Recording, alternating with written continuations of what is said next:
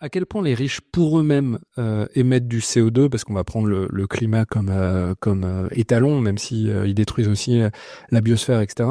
À quel point les riches détruisent la planète eux-mêmes.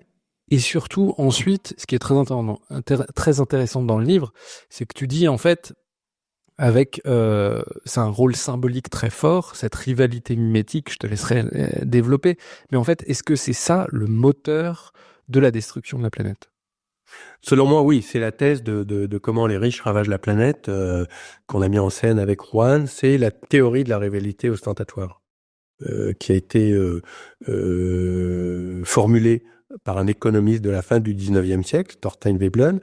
Et cette théorie de la rivalité ostentatoire, selon moi, et je vais l'expliquer, enfin tenter de l'expliquer, est le mécanisme par lequel cette question des inégalités de la richesse s'articule avec la question du désastre écologique.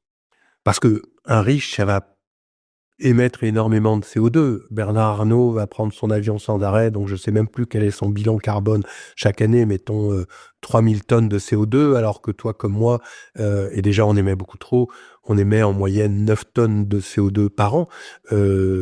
Donc en soi c'est énorme. Mais comme il y a relativement de peu de Arnaud, de Musk, de Bolloré, etc., si on prenait que la pollution de ces gens et que nous, on avait un niveau assez faible, ça ne pèserait pas. Le problème, et c'est là que la théorie de la rivalité ostentatoire intervient, c'est que leur comportement, leur mode de vie joue comme un modèle pour l'ensemble de la société. Alors, c'est quoi cette fameuse théorie de la rivalité ostentatoire? Veblen dit que, alors il s'était appuyé sur des observations ethnographiques de son époque, le potlatch, qu'avait observé un autre chercheur qui travaillait lui aussi à l'université de Chicago, Franz Boas, et qu'il avait observé le potlatch chez des peuples d'Amérique du Nord, dans le nord-ouest de l'Amérique, et qui est grosso modo une rivalité à qui pourra donner le plus à l'autre. Un chef sera prestigieux si, au cours d'une fête qu'on appelle le potlatch, il est capable de donner une richesse incomparable au chef et à la tribu ou au peuple qu'il a invité pour cette fête. En mettre plein la vue, quoi. Si je... En mettre plein la vue, c'est vraiment ça, c'est en mettre plein la vue, c'est le très bon terme. Et donc, Veblen s'inspire de cette coutume qui était encore très vivante à la fin des années du 19e siècle et dit une théorie en disant que dans la nature humaine, il y a toujours cette trait, selon lui, qui est que on va chercher à se comparer et à manifester une petite supériorité auprès de ceux qui vivent avec nous par un trait extérieur. Un habit, une montre, un chapeau, des plumes si on est un peuple du fin fond de l'Amazonie, voilà, une belle voiture, je ne sais quoi. Et au sein d'un groupe social, parce que Veblen raisonne dans le cadre d'une société hiérarchisée de classe, il emploie le terme de classe pas comme Marx, mais il emploie tout à fait le terme de classe. Au sein de chaque classe, les individus vont trouver les moyens de manifester cette rivalité d'ostentation, qui n'est pas une rivalité agressive, qui n'est pas violente, qui est simplement une rivalité symbolique. Je suis un peu mieux que toi, c'est tout, voilà, comme ça. Ils vont trouver le moyen d'assurer ce supplément de prestige en imitant la façon de vivre de ceux qui sont dans la classe au-dessus, qui sont un peu plus riches, donc qui ont plus de moyens de montrer de prestige, et qui eux aussi sont dans cette course de la rivalité ostentatoire, et qui eux-mêmes vont imiter, pour manifester leur prestige, la façon dont ceux au-dessus vivent. Et ainsi de suite, de bas en haut, jusqu'en haut, où d'ailleurs, les riches eux-mêmes sont en pleine rivalité ostentatoire. Ils se battent à coups d'avions plus beaux les uns que les autres, de yachts plus grands, plus longs les uns que les autres. Et des exemples précis là-dessus? Oh ben, le cas des yachts est absolument marrant. C'est-à-dire qu'on voit l'évolution des tailles de yachts entre les années 60. Onassis, qui était un milliardaire des années 60, grec, armateur, très connu, avait un yacht de, je crois, 60 mètres de long. Et il l'avait calculé, il avait demandé à l'architecte de faire en sorte qu'il mesure 4 mètres de plus que son rival autre armateur qui s'appelait, je crois, Starkos ou Tachios, je ne sais plus. Voilà. Et si on regarde l'évolution des longueurs de yachts maintenant, celui de Bezos doit mesurer 112 mètres de long, je crois, et les plus hauts font maintenant 120 mètres. Et ça augmente presque d'année en année. C'est-à-dire c'est vraiment l'enjeu de montrer qu'on a plus. Alors on pourrait trouver d'autres exemples. Un exemple qu'on a bien aimé et qui illustre très bien Juan, c'est de prendre l'avion. Le Musk et Bezos, ils vont avoir leur fusée pour aller dans l'espace. L'échelon en dessous, c'est d'avoir le jet privé.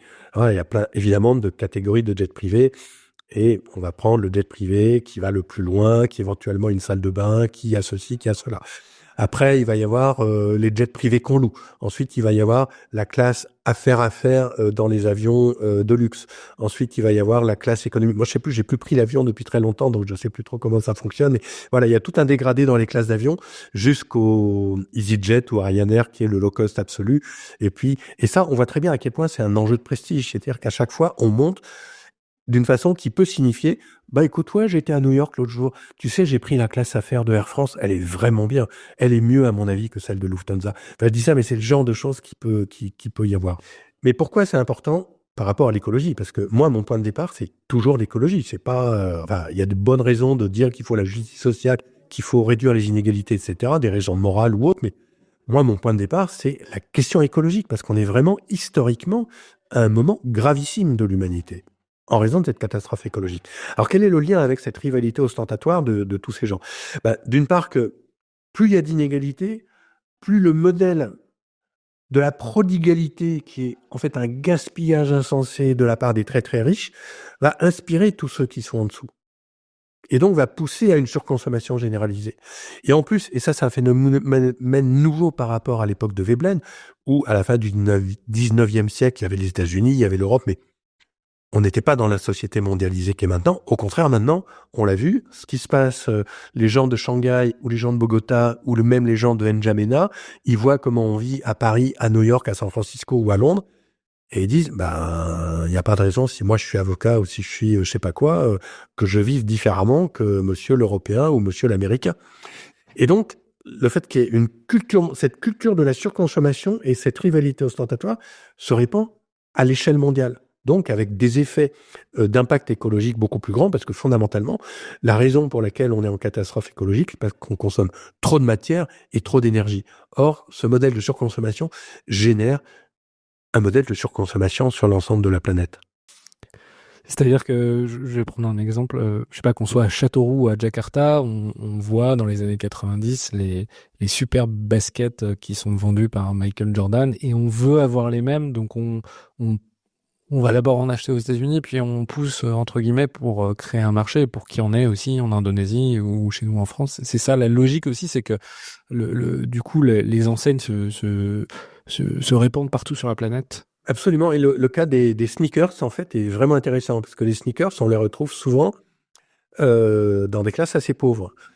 Pour qui c'est un élément de prestige? Parce qu'il a pu arriver que il y ait des critiques à l'égard de mères de famille qui vivaient avec très peu d'argent, mais qui quand même payaient des Nike ou des Adidas à leurs enfants au collège.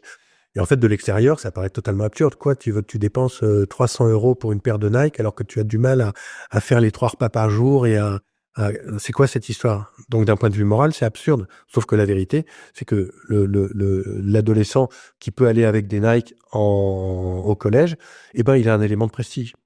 Et il peut dire, ben, moi, je suis comme Mike Jordan, quelque part.